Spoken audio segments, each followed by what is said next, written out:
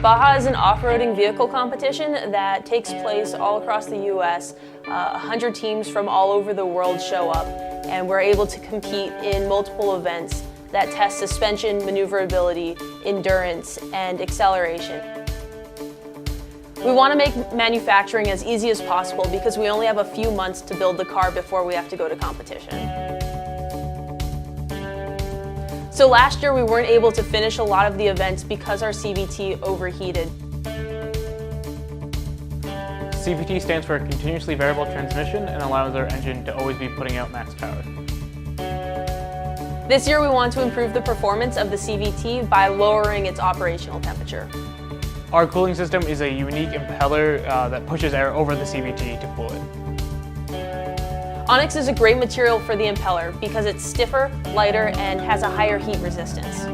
With Onix, we were able to hit print and then take the finished impeller straight from the build plate to the car.